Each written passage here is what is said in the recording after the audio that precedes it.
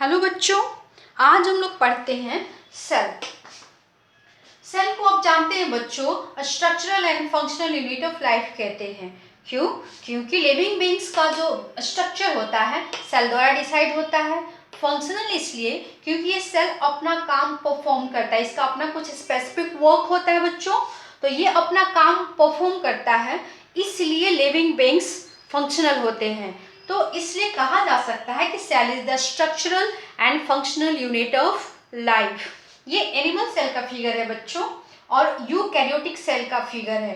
Prokaryotic, eukaryotic, plant cell, animal cell का comparison मैं एक अलग वीडियो में बना दूंगी। अभी हम लोग देखते हैं यूकैरियोटिक सेल किसका, एनिमल सेल का।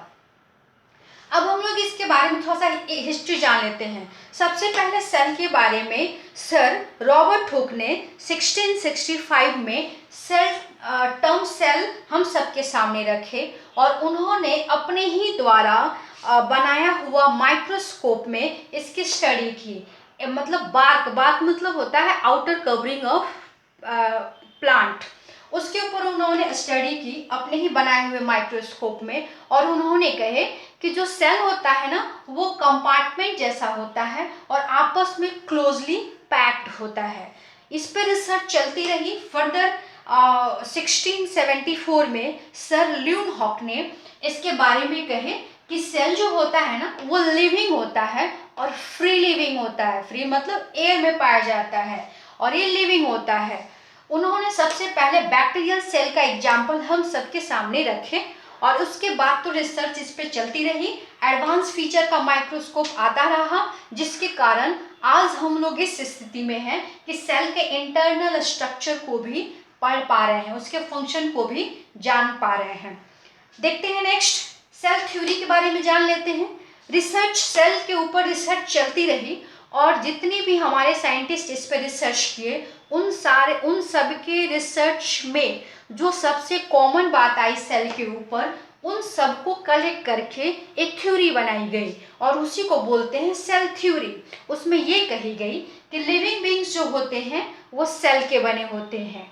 इसका स्ट्रक्चर जो होता है, बेसिक स्ट्रक्चर वो सेम होता है। मीन्स प्लांट, एनिमल सेल में यदि न्यूक्लियस जो काम करता है और न्यूक्लियस होता है, तो प्लांट सेल में भी न्यूक्लियस होगा। प्लांट सेल में भी वही कार्य करेगा न्यूक्लियस जो एनिमल सेल में करता है। माइटोकॉन्ड्रिया जो काम प्लांट सेल में करेगा वही कार्य एनिमल सेल में भी करेगा। तो इसीलिए कहा गया कि इसका जो बेसिक स्ट्रक्चर है वो क्या है, सेम है। और जो इसका सेल बनते हैं बच्चों, न्यू सेल, वो प्री एग्जिस्टिंग सेल से बनते हैं। मतलब पेरेंट सेल से ही न्यू सेल बनता है। तो इस तरह से कुछ कॉमन बातें सेल थ्योरी में कही गई। अब हम लोग देख लेते हैं बच्चों इसके स्ट्रक्चर के बारे में। ये जो छोटे छोटे स्ट्रक्चर देख रहे हैं सेल के इनसाइड, अंदर में, उसको सेल ऑर्गेनेल्स कहते हैं। लेकिन इस ऑर्गेनेल्स के अलावा भी तो कुछ कुछ इसमें दिख रहा है ना, आउटर कवरिंग है, उसके अलावा भी तो कुछ दिख रहा है।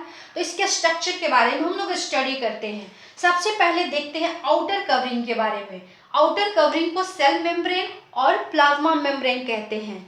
इस प्लाज्मा मेम्ब्रेन को किसी किसी बुक में बायोलॉजिकल मेम्ब्रेन भी दिया गया है। यहाँ पे मैंने फिगर बनाया है बच्चों, प्लाज्मा मेम्ब्रेन का माइक्रोस्कोपिक फिगर बनाया है। ये इसके बारे में देखते हैं बच्चों। ये जो प्लाज्मा में आउटर कवरिंग है उसका वास्तविक स्ट्रक्चर ऐसा होता है, और ये फ्लूइड मोज़ेक मॉडल कहते हैं। ये ये दिया गया जिन साइंटिस्ट के द्वारा, उनका नाम सिंगर है, निकोलसन है, जो 1972 में दिए। और इसके ऊपर और भी साइंटिस्ट हमारे रिसर्च किए, लेकिन फ्लूइड मोज़ेक मॉडल को हम लोग जनरली पढ़ते हैं क्योंकि जो प्लाज्मा मेम्ब्रेन का फंक्शन है दैट मीन्स सेलेक्टिव परमेबल है, तो इसके फंक्शन को सेटिस्फाई ये मॉडल करता है, इसीलिए हम लोग फ्लूइड मोज़ेक मॉडल कहते हैं। ये जो प्लाज्मा मेम्ब्रेन है ना, लिपिड और प्रोटीन का बना रहता है। ये देखिए यहाँ से यहाँ तक जो है ये क्या है, फॉस्फोलिपिड का लेयर है। ये कुछ प्रोटीन है, कुछ कार्बोहाइड्रेट है, तो इन सब से मिलके ये आउटर कवरिंग बना हुआ है, जिसको क्या कहेंगे, प्लाज्मा मेम्ब्रेन कहेंगे।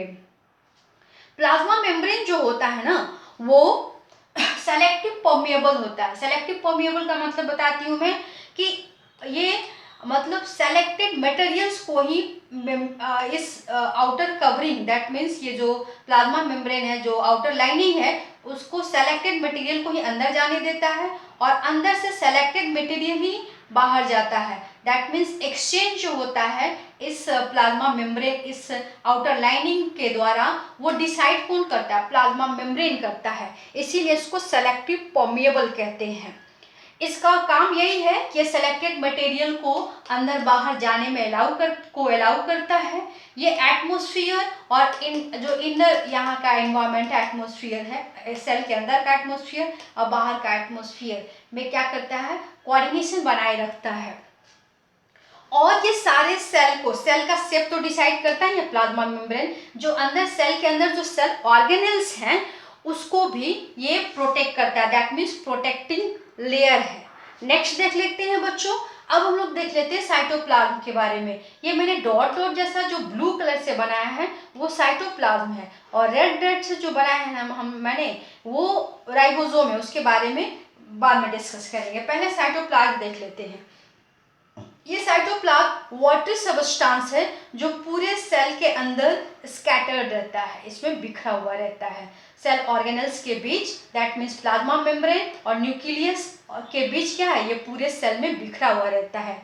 इसका कंपोजिशन मतलब ये क्या बोलते हैं, साइटोप्लाज्म वाटर का और साल्ट का बना होता है, और इसमें कुछ और भी एलिमेंट्स पाए जाते हैं, जैसे oxygen, hydrogen, carbon, nitrogen, calcium, sodium, potassium, इसी में डिसॉल्व रूप में रहते हैं। ये न्यूट्रिएंट्स है। इसका काम ये होता है बच्चों, इतने सारे जो मैंने बताए एलिमेंट्स का, ये इसमें डिसॉल्व फॉर्म में इसलिए रहते हैं ताकि ये सेल ऑर्गेनल्स की जो नीड है वो फुलफिल की जा सके। प्लस इस साइटोप्लाज्म में और भी बहुत सारे फंक्शंस होते हैं, जैसे ग्लाइकोलाइसिस। ग्लाइकोलाइसिस का मतलब होता है बच्चों ग्लूकोज का ब्रेकडाउन। जैसे हम लोग फूड में जब प्लांट प्रोडक्ट खाते हैं तो हमको उससे क्या मिलता है? कार्बोहाइड्रेट मिलता है, और उसका ब्रेकडाउन तो होना है ना। तो सेल के साइटोप्लाज्म में ब्रेकडाउन होता है, तो उसका फर्स्ट स्टेप यहीं पे उसका ब्रेकिंग होता है। तो विटामिन का, फैट का, प्रोटीन का, कार्बोहाइड्रेट का यहाँ पे क्या होना होता है? उसका ब्रेकिंग होता है, उसका डाइजेशन का स्टेप यहाँ पे पूरा होता है। तो उसको ब्रेकडाउन होने में भी तो कुछ एलिमेंट्स की आवश्यकता पड़ेगी ना, वो सब कहाँ? साइटोप्लाज्म में पाया जाता है। इसीलिए ग्लाइकोलाइसिस साइटोप्लाज्म में होता है। इसीलिए फैट किस में बदलता है? Fatty acid. प्रोटीन किस में बदलता है? Amino acid. तो उसका स्टेप जो है ये यहीं पे पूरा होता है। ठीक है बच्चों, नेक्स्ट हम लोग देख लेते हैं न्यूक्लियस के बारे में। बच्चों न्यूक्लियस क्या है? सेल के सेंटर में जनरली पाया जाता है, और ये क्या है? मास्टर ऑफ द सेल कहलाता है। मास्टर ऑफ द सेल क्यों कहलाता है? क्योंकि ये जितने भी छोटे छोटे ये सेल ऑर्गेनल्स है ना, उसको ये क्या करता है? इंस्ट्रक्ट करता है, ऑर्डर देता है कि तुम अपना काम करो। जैसे ये बोलेगा माइटोकॉन्ड्रिया को तुम एटीपी बनाओ, गोल्गी बॉडी को बोलेगा तुम अपना काम करो, आपको एंडोप्लाज्मिक रेटिकुलम को बोलेगा तुम अपना काम करो। तो यह एक तरह से इंस्ट्रक्टर है, किसके लिए? सेल ऑर्गेनल्स के लिए। इसीलिए इसको मास्टर ऑफ द सेल कहते हैं। इसका मैंने फिगर यहाँ पे बनाया बच्चों, देखिए ये न्यूक्लियस जो होता है न्यूक्लियर मेम्ब्रेन द्वारा घिरा हुआ रहता है, और इसका मेम्ब्रेन में होल होते हैं, छोटे छोटे पोर होते हैं, जिसको न्यूक्लियर पोर कहते हैं। इसके अंदर भी लिक्विड पाया जाता है जिसको न्यूक्लियोप्लाज्म कहते हैं। और इस न्यूक्लियोप्लाज्म में क्या, देखिए यहाँ पे इस जो लिक्विड मैंने बनाया है वाटरी सबस्टेंस जो मैंने दिखाया डॉट डॉट से, इसमें वास्तव में क्या क्या रहता है? एंजाइम, प्रोटीन और कुछ आयंस रहता है। और ये जो छोटा सा राउंडेड स्ट्रक्चर है ना बच्चों, इसको न्यूक्लियोलस कहते हैं। यहाँ पे प्रोटीन का प्रोडक्शन होता है, राइबोसोम का यहीं पे, मतलब राइबोसोम को protein factory of the cell कहते हैं, तो यहीं पे प्रोड्यूस होता है। न्यूक्लियोलस ये मेम्ब्रेन बाउंडेड नहीं होता है, ये सराउंडेड एक मटेरियल है जो मेम्ब्रेन बाउंडेड नहीं होता है, और ये आरएनए और प्रोटीन का बना होता है। अब हम लोग देख लेते हैं कि इसमें मैंने थ्रेड जैसा स्ट्रक्चर दिखाया बच्चों, जिसको क्रोमेटिन फाइबर कहते हैं। या क्रोमोसोम कहते हैं। और इस क्रोमेटिन फाइबर को मैंने यहाँ पे दिखाया है बच्चों, ये देखिए ऐसा क्रोमोसोम होता है ये, और इसके ऊपर डॉट डॉट रेड कलर का मैंने दिखाया है, उसको जीन कहते हैं। ये जीन जो होते हैं ना, ये क्रोमोसोम के ऊपर जीन रहते हैं, और यही हेरिडिटरी दैट मीन्स पेरेंट का कैरेक्टर बच्चों में ट्रांसफर करने में हेल्प करते हैं। पेरेंटल कैरेक्टर का मतलब ये होता है बच्चों कि जैसे देखिए हमारे पेरेंट्स में मदर फादर में कोई गोरे होते हैं, कोई श्यामले होते हैं, तो उनका बच्चा गोरा भी हो सकता है, श्यामला भी हो सकता है, तो इसी को बोलेंगे पेरेंटल कैरेक्टर।